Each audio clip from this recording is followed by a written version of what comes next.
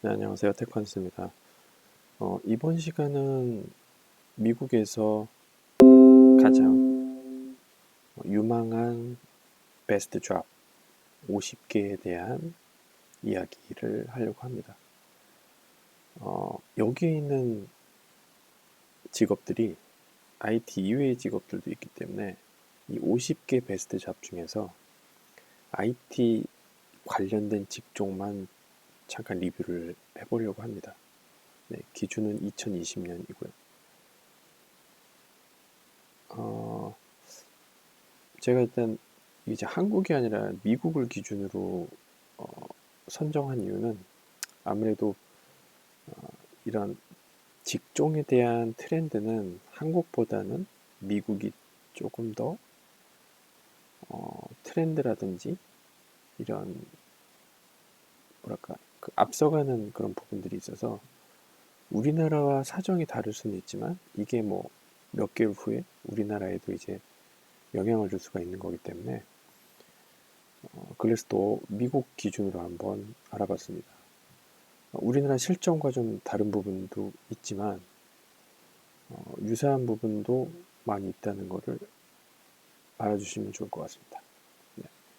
그래서 화면 보시면 글래스도어에서 이게 아마 2020년 초에 아마 발표되거나 뭐 작년 말에 발표됐을 건데 어차피 네, 뭐 내용이 중요한 거기 때문에 네, 뭐 한번 알아보도록 하겠습니다. 네, 첫 번째 1위가 프론트엔드 엔지니어예요. 그러니까 프론트엔드 단 개발자를 얘기하는 거죠. 이게 뭐 꼭 우리나라에서만 특징 지어지는 것이 아니라 미국에서도 프론트 엔지니어의 포지션은 굉장히 중요한 것 같습니다. 왜냐하면 어떤 뭐 어플리케이션을 만들 때 화면단이라고 얘기하죠. 그런 부분들에 대해서 실질적으로 이제 만들어가는 그 개발자 앞단에 프론트엔드 쪽 개발자이기 때문에 꼭 미국을 예를 들지 않더라고 하더라도 많은 수요가 있는 것 같습니다. 그래서 이 안에 들어가 보니까 뭐 여러 가지 회사들의 잡 리크루팅도 있더라고요. 그래서 뭐 우리나라랑 그렇게 차이는 없는 것 같습니다. 네. 그래서 주로 뭐 앞단에서 프론트 쪽에서 이제 만들어주는 것들에 대한 내용들을 찾고 있습니다. 그래서 뭐 어차피 웹 개발자라고 보시면 되고요. 뭐 자바스크립트나 뭐 HTML 같은 레벨, CSS를 잘 다루고 있느냐 이 정도 레벨인 것 같아요. 근데 이제 기타 뭐 CI/CD 같은 오픈 소스 같은 추가적인 경험, 뭐 디자인이라든지 추가적인 경험이 있으면 좋겠죠. 그런 내용들인 것 같아요. 그래서 미국도 그렇지만 우리나라도 이런 프론트엔드 개발자에 대한 수요는 항상 있죠. 네, 항상 있는 부분들인데 나중에 개별 잡에 대해서도 한번 리뷰를 하겠지만 프론트엔드 엔지니어는 이제 수명 관점에서 이제 일할 수 있는 그 수명 관점에서 보면 좀 수명이 짧은 편입니다. 그러니까 수요는 많은데 좀 오래 일하기에는 이걸로만 가지고는 좀 어려운 점이 있어요. 그래서 좀 장기적으로 보자면 프론트 엔지니어는 한번 거쳐가는 단계라고 보시면 돼요. 그래서 IT 처음에 종사를 시작하시는 분들이 일단은 프론트 엔지니어로 시작하면 됩니다. 다른 것도 좋겠지만 왜냐하면 나중에도 말씀드리겠지만 이 기본이거든요. 프론트 엔드 단에서의 개발이. 네, 그렇게 볼 수가 있고 제가 뭐 구체적으로 이 시간에 다 얘기는 못할 것 같고 하나하나 그냥 요약 정도 해서 이 뭐 50개 중에 한 뭐 1, 20개 되겠죠. IT 관련된 잡이. 간단하게 얘기를 하겠습니다. 미국에서도 자바 개발자가 꽤 상위에 랭크된 거 보면 자바라는 랭귀지가 굉장히 범용적인 기술이고 범용적인 IT 직업을 구하기 위해서 기본으로 돼 있다. 그게 이제 우리나라만 자바를 많이 쓴다고 알려져 있는데 꼭 그런 건 아니다. 미국에서도 자바 개발자의 수요는 이렇게 많고 이제 처음 이제 IT 직업을 선택할 때 자바 개발자가 여전히 좀 선호된다. 미국에서조차. 우리나라에서는 당연히 많이 선호가 되고 있죠. 네, 그래서 이러한 스킬들을 미국 회사들도 요구를 하고 있고요. 우리나라 회사랑 이렇게 큰 부분은 없는 것 같습니다. 자격증도 요구를 하네요. 네, 그래서 자바 개발자는 아무래도 스프링 위주겠죠. 스프링 위주의 개발들을 할 것 같고요. 그리고 세 번째 이제 데이터 사이언티스트인데 예전에는 없었던 직종이죠. 데이터 사이언티스트. 그러니까 빅데이터 전문가를 얘기하는데 굉장히 말들이 많죠. 그러니까 데이터 사이언티스트는 어떤 걸까?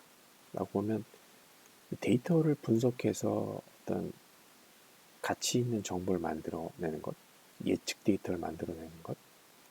그러다 보니까 확률 통계도 많이 필요하고요.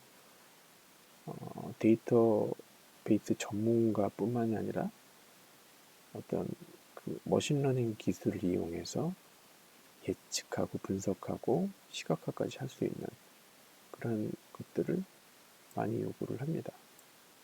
네, 그래서 우리나라에서는 글쎄요, 데이터 사이언티스트라고 명명돼서 뽑는 그런 회사가 많지 않은 걸로 알고 있는데 미국에서는 자바 개발자만큼 데이터 사이언티스트는 좀 많이 알려진 직종이라고 볼 수가 있을 것 같습니다. 프로덕트 매니저는 IT하고는 좀 연관이 없을 것 같아요. 물론 이 프로덕이란 게 소위 말하는 이런 자연 세계에 있는 어떤 제품을 만드는 매니저일 수도 있고 어떤 솔루션이나 패키지를 만드는 프로덕트일 수도 있는데 아마 여기서는 일반적인 자연 세계에 있는 프로덕트에 대한 매니저인 것 같습니다. 그렇게 보시면 되고 미국 같은 경우는 소프트웨어 회사도 PM 즉 PM이 이제 프로덕트 매니저인 경우가 많아요. 프로젝트 매니저가 아니라 어떤 제품에 대한 매니저를 하는 거죠. 이를테면 보안 솔루션이다 그러면 보안 솔루션에 대한 제품이죠. 그것도 솔루션 프로덕트 매니저 이렇게 얘기할 수도 있는데 이거는 그런 그 다음 이제 데브옵스 엔지니어가 있는데 우리나라도 CI/CD 같은 데브옵스 관련된 어떤 인력에 대한 수요가 있긴 한데 이렇게 큰 회사가 아니면 데브옵스 엔지니어라고 대놓고 리크루팅하는 경우는 사실 많진 않거든요.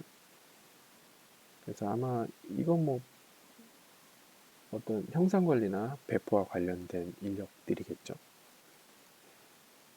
CI/CD, 배포 기술 그런 것들 물론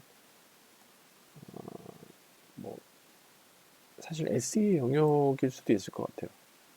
그리고 파이썬이나 파워쉘 같은 거, 앤서블이나 셰프 같은 거를 VM웨어라든지 도커라든지 스웜, 오픈시프트 같은 거, 그 외에 DB 경험을 했는 클라우드 경험 같은 것들. 그러니까 사실 데브옵스 엔지니어라고는 하지만 이것도 결국은 전반적으로 다 알아야 되는 알 수밖에 없는 게 이제 데브옵스는 프로젝트 소프트웨어 어떤 라이프 사이클에 대한 전체 주기를 관리할 수도 있고 그걸 이제 배포하는 입장이기 때문에 데브옵스 엔지니어도 좀 경력이 있는 분들이 넘어갈 수 있는 영역인 것 같아요. 물론 큰 기업에 가서 데브옵스 엔지니어로 시작할 수도 있지만 아까 얘기한 대로 뭐 프론트엔드 엔지니어 같은 기본을 거치지 않는 데브옵스 엔지니어는 나중엔 알게 되겠지만 좀 기초 측면에서는 좀 약할 수가 있거든요.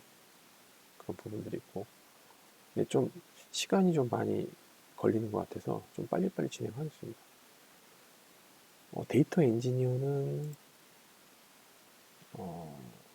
아마 DBA를 얘기를 하는 것 같아요.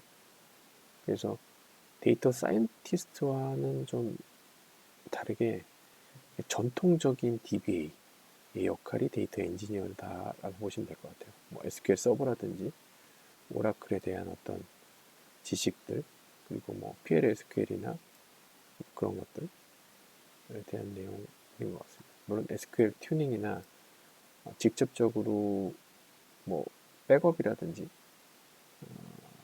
리스토어 같은 거 그러니까 데이터를 현상 유지하기 위한 직군 그게 이제 데이터 엔지니어라고 보시면 되고요. 소프트웨어 엔지니어는 글쎄요 디벨로퍼하고 동일한 걸로 생각이 됩니다.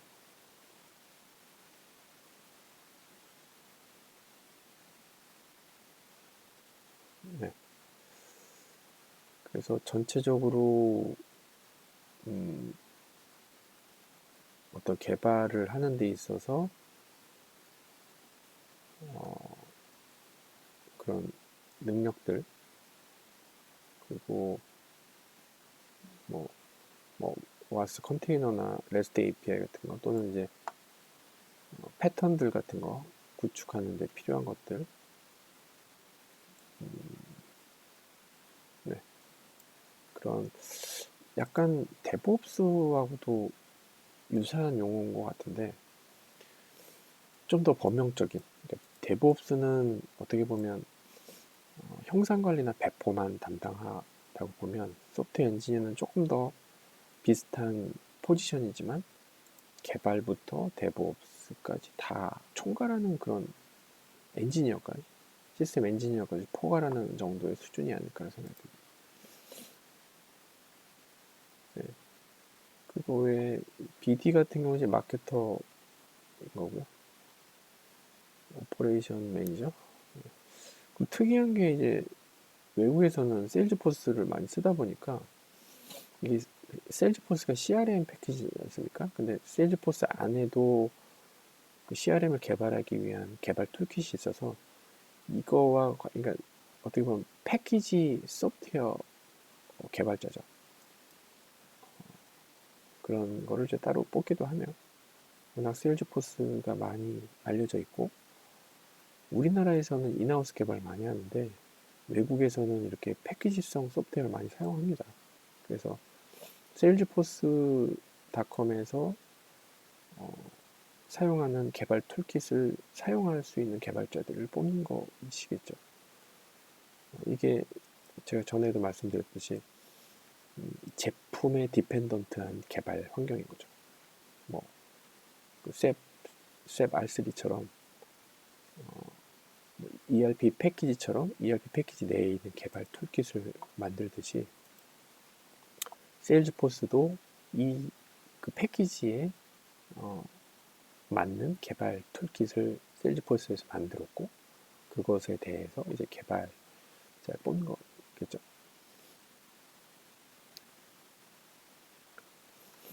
프로그램 매니저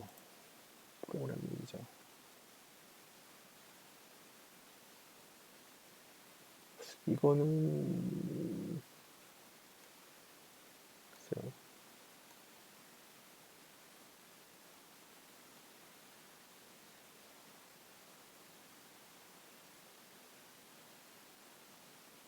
이거는 IT와는 좀 이것도 뭐 CRM, CX 쪽인 것 같은데 보면요. 네, 넘어가겠고요. 어플리케이션 엔지니어는 아마 시스템 엔지니어의 성격이 많습니다. 약간 용어 자체는 뭐 데브옵스 나온 시점에서 좀 어플리케이션 엔지니어라는 게 좀 애매하긴 한데 볼까요?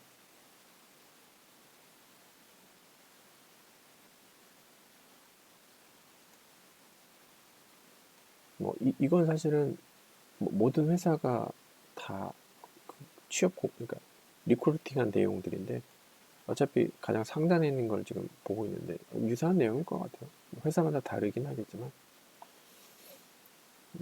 아마 이거는 진짜 인하우스 개발에 대한 어플리케이션 엔지니어인 것 같아요. 이를테면 뭐 특정의 웹 개발이라든지 뭐 모바일 앱 개발이 아니라 특정한 소프트웨어 그게 뭐 펌웨어일 수도 있고 뭐 자동차 안에 들어가는 어떤 작은 모듈과 관련된 개발일 수도 있고요.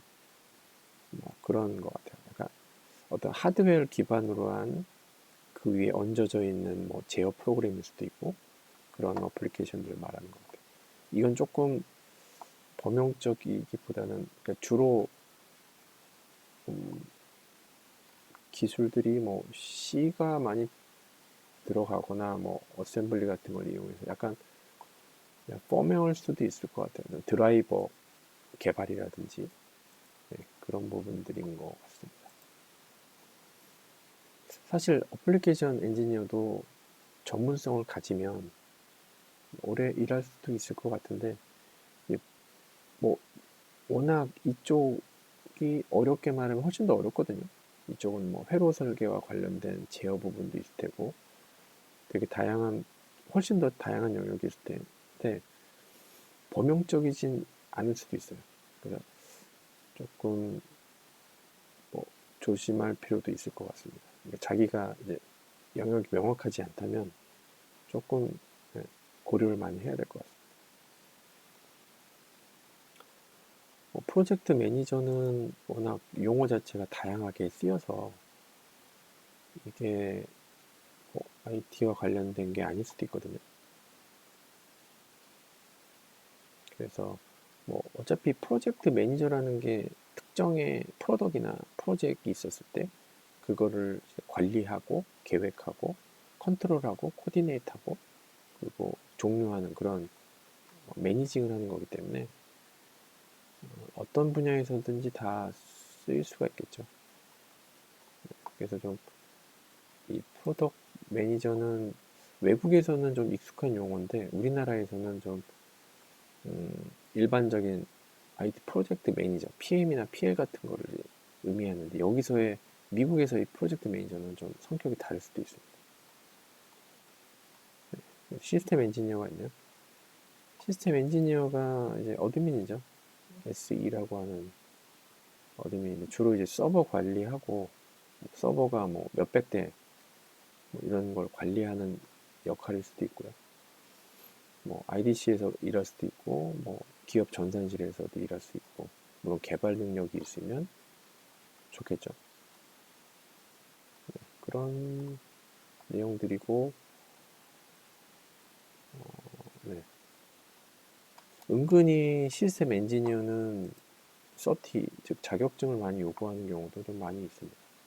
시스템 엔지니어 좀 이것도 나중에 리뷰하겠지만 어, 뭐랄까 좀 단순한 일일 수도 뭐 일이란 게 다 그렇겠지만 이것도 약간 적성이 맞아야 됩니다. 시스템 엔지니어 그리고 소프트웨어 디벨로퍼는 사실 뭐 자바 개발자나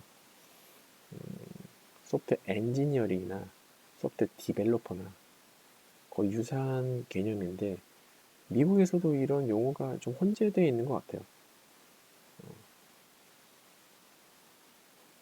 네, 디벨로퍼.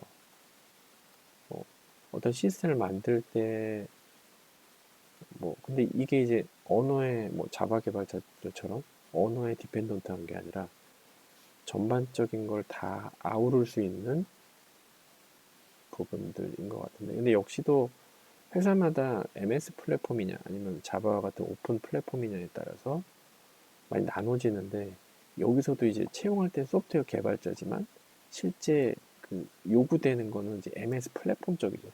C샵이나 뭐 ASP.NET 같은 거, 이런 것들을 많이 요구를 하네요. 역시나 미국도 유사한 것 같습니다. 그래서 우리나라는 사실은 MS 플랫폼 개발자들이 설당이 많지가 않아요. 왜냐하면 자바 개발이 많이 이루어져 있고 시스템 자체도 좀 MS 플랫폼보다는 좀 더 객체지형에 가깝고 모듈화되어 있기 때문에 개발이나 또는 그 생산성 측면에서는 MS보다는 좋기 때문에. 근데 이제 MS 플랫폼을 좋아하시고 어, 또 요건들이 있죠. 그런 분들은 또 MS의 장점을 얘기하지만 우리나라에서는 좀 그런 트렌드가 있는 것 같습니다. 그 다음에 이제 클라우드 엔지니어인데, 사실 클라우드 엔지니어도 뭐 분야가 그 안에 다양하게 있지만 이 클라우드 엔지니어도 전반적으로 다 알아야 되는 그런 형태가 많아요. 그래서 여기 이런 다양한 뭐 SE 관점 또는 DevOps의 관점 또 DB의 관점, 뭐 네트워크 엔지니어의 관점, 굉장히 다양한 그 요건들이 있어서 클라우드 엔지니어도 좀 많은 부분을 알아야 되는 부분들이 있어요. 그래서 기존에 이제 그뭐 유지보수 하시던 분들이 요즘 클라우드로 많이 넘어오시는데, 클라우드 엔지니어도 장기간 일하기엔 좋을 것 같아요. 특히 이제 SE들 입장에서는 좀 더 영역이 넓어졌다라고 볼 수가 있겠죠. 뭐 제품 디자이너도 있고, 네, UX 디자이너도 있고, 네, 데이터 분석가. 데이터 분석가는 데이터 사이언티스트나 유사하지만 글쎄 어떤 특징이 있을까요?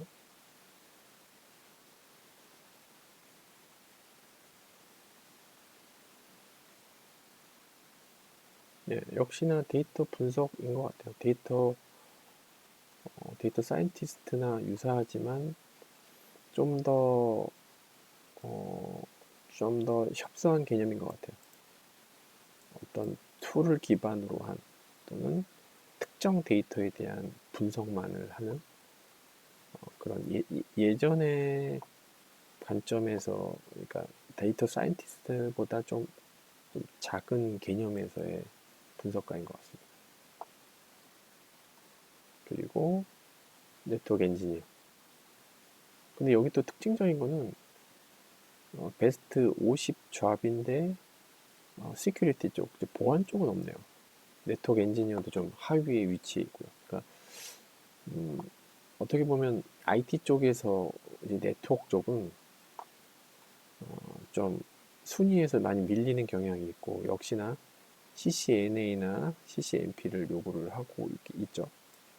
그리고 실질적으로 구성을 해본 경험도 많이 중요하고요. 네. 그래서 뭐 어느 회사나 네트워크에 깔려 있고 네트워크를 관리하는 유지 보수하는 인력이 필요하기 때문에 뭐 여러 회사에서 뽑기는 한데, 뭐 그 네트워크 전문 회사에서 네트워크 제품을 만드는 곳에서는 많은 엔지니어를 이제 채용하겠지만, 그렇지 않은 회사는 유지보수하는 입장에서는 사실 네트워크 엔지니어가 많이 필요한 건 아니거든요.